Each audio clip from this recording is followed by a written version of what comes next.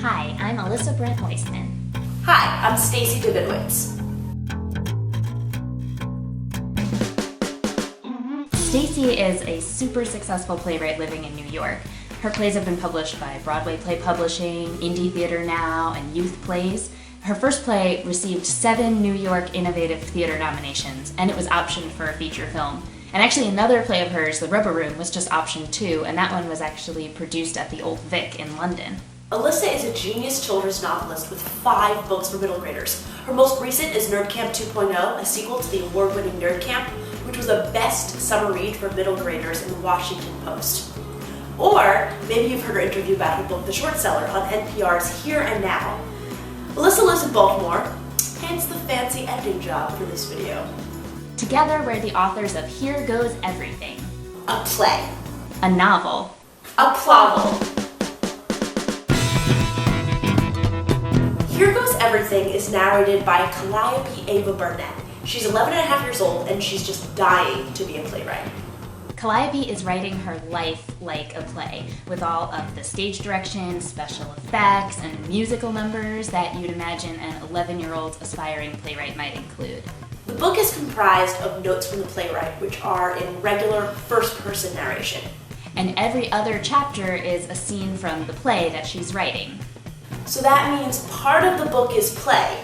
And part novel. A plovel. A plovel. Stacy and I actually met in our high school theater group. The Calhoun On Tour Company in Merrick, New York. We were a couple years apart, but we were sort of leading parallel lives. I was president of drama, and then she was president of drama. Elissa was valedictorian, then I was valedictorian. I think Stacy was my understudy when I played Louisiana in Shakespeare's The Comedy of Errors. We were also on the same varsity tennis team.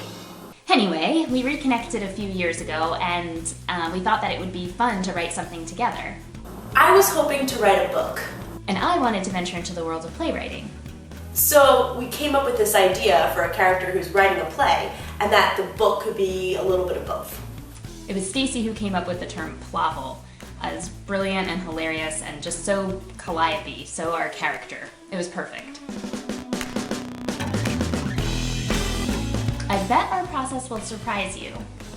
It wasn't like Elissa wrote the novel parts and I wrote the play. We talked in the beginning about what the book might be about and who our main character might be, and then Stacy kicked it off, and what she ended up writing was a note from the playwright and the first scene from the play.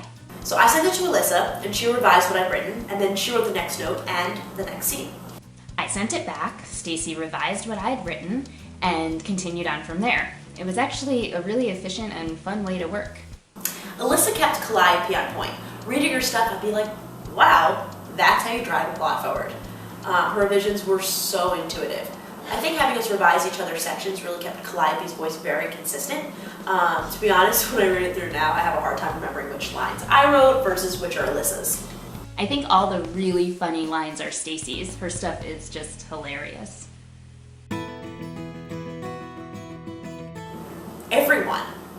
Yeah, I think we've created something entirely new here. I can't think of a single other book that's written in this form. But there are a lot of theater kids out there who would be really into a plovel. And Calliope's play stands alone, though it's certainly enriched by the rest of the book, so people could actually produce it. Teachers could have their classes perform it. Yes, teachers. There's so much classroom potential for this book.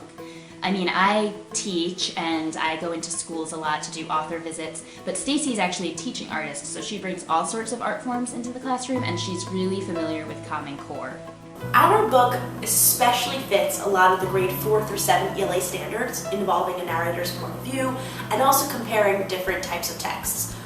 One example is compare and contrast texts in different forms or genres, for example, stories and poems, historical novels and fantasy stories, in terms of their approaches to similar themes and topics. What's really cool is that a teacher could do that using just this one book, since it's written in 2 different forms. Or describe how a narrator's or speaker's point of view influences how events are described. Students could talk about how Calliope's take on things and people in her life affect the way that she represents them in her play. Teachers could get really creative with our book. I think kids will just like it too. The characters are really great, there's a lot of drama, and it's funny. There are puppets! I just think about the way Jeff Kinney created a whole category of children's books. I mean, who knows? Maybe one day there could be all sorts of plovels on the shelf. That would be so cool. We had so much fun writing this book. I know it's a little different, but give it a try. Here goes nothing. Well, here goes something. Here goes everything.